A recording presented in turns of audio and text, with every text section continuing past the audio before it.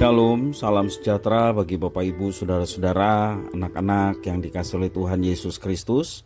Berjumpa kembali bersama saya Pendeta Eka di dalam renungan firman Tuhan pada hari ini, hari Kamis 29 Desember 2022. Sukacita dan damai sejahtera dari Tuhan Yesus kiranya menyertai hidup kita sekalian. Puji nama Tuhan. Sampai pada pembacaan firman Tuhan hari ini, yakni kitab Yeremia pasal yang ke-41. Kiranya firman Tuhan memberkati kita sekalian. Baik, sebelum kita akan merenungkan bagian firman Tuhan hari ini, kita akan berdoa bersama. Tuhan Allah Bapa di surga, di dalam Yesus Kristus, kami bersyukur dan berterima kasih kepada Tuhan yang memelihara hidup kami sampai pada hari ini. Kami mau terus dekat dengan Tuhan, karena dekat dengan Tuhan adalah kekuatan dalam kami menjalani kehidupan. Dan firman Tuhan menerangi hidup kami. Mohon kami dibimbing oleh Tuhan untuk dapat memahami apa yang Kau maksudkan. Juga Engkau menolong kami untuk kami dapat menerapkannya. Terima kasih Bapa, terpujilah nama-Mu. Demi nama Tuhan Yesus kami berdoa. Haleluya. Amin. Saya akan membacakan pasal 40 ayat 13 sampai 16 dan dilanjutkan pasal 41 ayat 1 sampai yang ketiga. Demikian firman Tuhan. Pada suatu kali Yohanan bin Kareah dan semua panglima tentara yang masih berada di luar kota datang kepada Gedalia di Mispa. Dan mereka berkata kepadanya, "Tahukah engkau bahwa Baalis, raja Bani Amon, telah menyuruh Ismail bin Netanya membunuh engkau?" Tetapi Gedalia bin Ahikam tidak percaya kepada mereka. Kemudian Yohanan bin Kareah berkata dengan diam-diam kepada Gedalia di Mispa, "Baiklah, aku pergi membunuh Ismail bin Netanya itu dengan tidak diketahui siapapun juga. Mengapa engkau harus dibunuhnya? Sehingga semua orang Yehuda yang telah terkumpul di sekelilingmu berserak-serak lagi dan sisa Yehuda itu binasa?" Tetapi Gedalia bin Ahikam menjawab Yohanan bin Kareah, "Janganlah lakukan itu. Sebab yang kau katakan tentang Ismail itu adalah bohong." Dalam bulan yang ketujuh datanglah Ismail bin Netanya bin Elisama, ia keturunan raja dan perwira tinggi raja, beserta 10 orang kepada Gedalia bin Ahikam di Mispa. Sementara mereka makan roti bersama-sama di Mispa, maka bangkitlah Ismail bin Netanya dengan 10 orang yang ada bersama-sama dengan dia. Lalu mereka memukul mati Gedalia bin Ahikam bin Safan dengan pedang. Demikianlah Ismail membunuh dia yang telah diangkat Raja Babel atas negeri itu.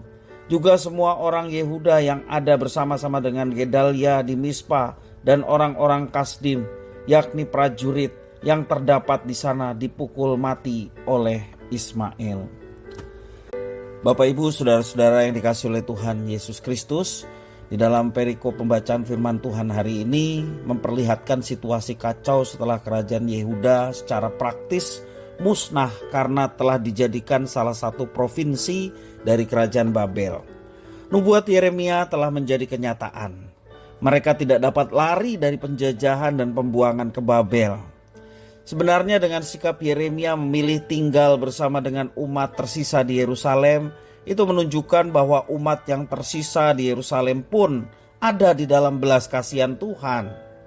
Gedalia yang ditunjuk oleh Babel untuk memimpin Yerusalem juga seorang pemimpin yang baik, yang peduli akan kesejahteraan rakyatnya. Sayang sekali tetap ada orang-orang yang tidak mau tunduk pada kehendak Tuhan. Mereka ini adalah gerombolan Ismail bin Netanya, ya. Rupanya Ismail adalah keturunan raja. Dikatakan ayat yang pertama dari pasal 41. Ismail keturunan raja. Ia mungkin berambisi untuk menjadi raja.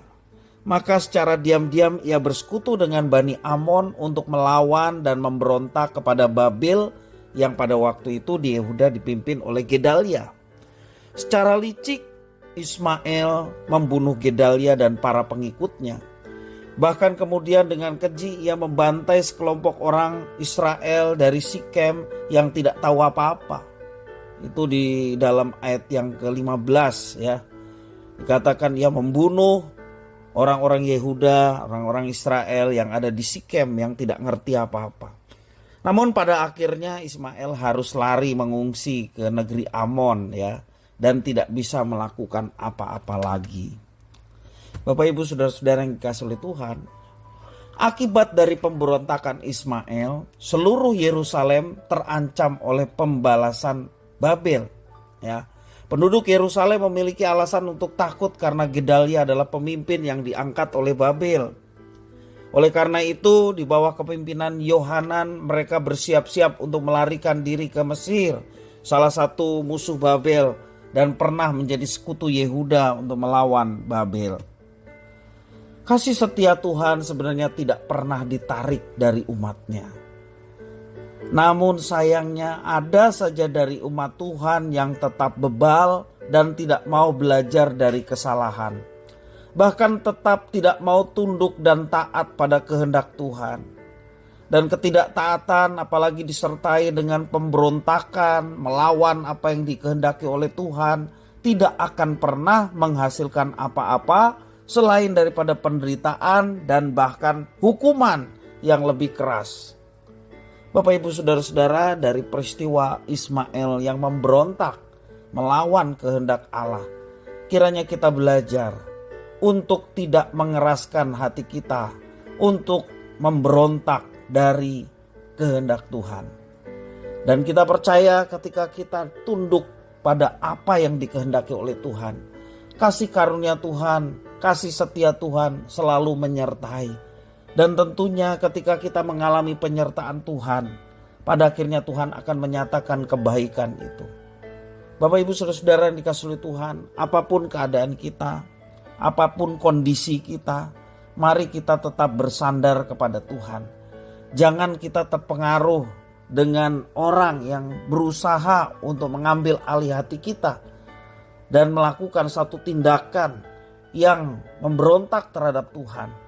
Percayalah ketika kita memberontak, melawan dari apa yang Tuhan telah tetapkan dan kehendaki, maka kekacauan ya, kemudian juga penderitaan mungkin kita akan alami seperti yang dialami oleh Ismail yang memberontak terhadap apa yang dikehendaki oleh Tuhan. Jangan sampai kita mengalami penderitaan oleh karena salah mengambil sebuah keputusan. Tetapi biarlah ketika kita mengambil satu tindakan dan keputusan, ketetapan hati untuk tetap berada di dalam Tuhan dan mengikuti kehendaknya, maka kita akan diberikan pertolongan tepat pada waktunya. Mungkin pada saat ini kita sepertinya sudah berharap kepada Tuhan, tetapi pertolongan itu belum datang. Bapak Ibu saudara-saudara, tetap bersandar kepada Tuhan. Sebab Tuhan tidak akan membiarkan kita mengalami tekanan dan tantangan di luar dari kemampuan kita.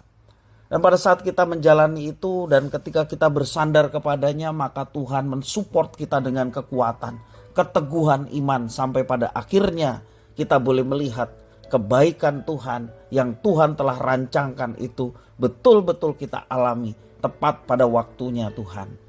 Jangan menyimpang ke kanan dan ke kiri, tetaplah bersama dengan Tuhan. Jangan memberontak kepada Tuhan, sebab siapakah kita sehingga kita melawan Dia? Tentunya pastilah kita akan hancur dan binasa ketika kita tidak berpegang dan bersandar kepada Tuhan, melainkan kita memberontak terhadapnya. Bersandarlah kepada Tuhan, karena bersandar kepada Tuhan, sekali lagi kita akan mendapatkan kekuatan dari Tuhan untuk menghadapi apapun, termasuk persoalan-persoalan yang sedang kita alami.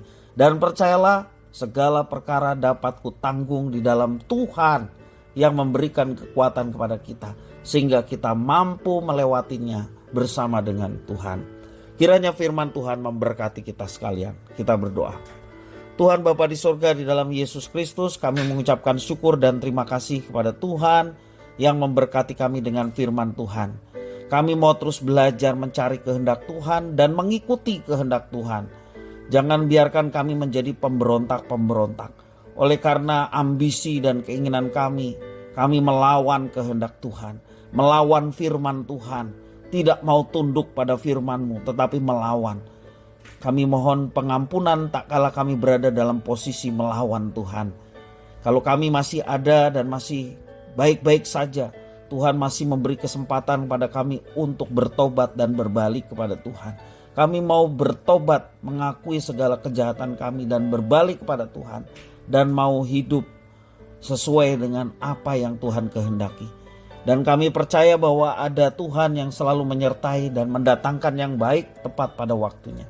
Kami mau melihat itu, dan biarlah Tuhan mampukan untuk kami melewati kesulitan, persoalan, tetap bersama dengan Tuhan, yang pada akhirnya Tuhan mampukan untuk kami dapat melampauinya dan mendatangkan yang baik buat kami.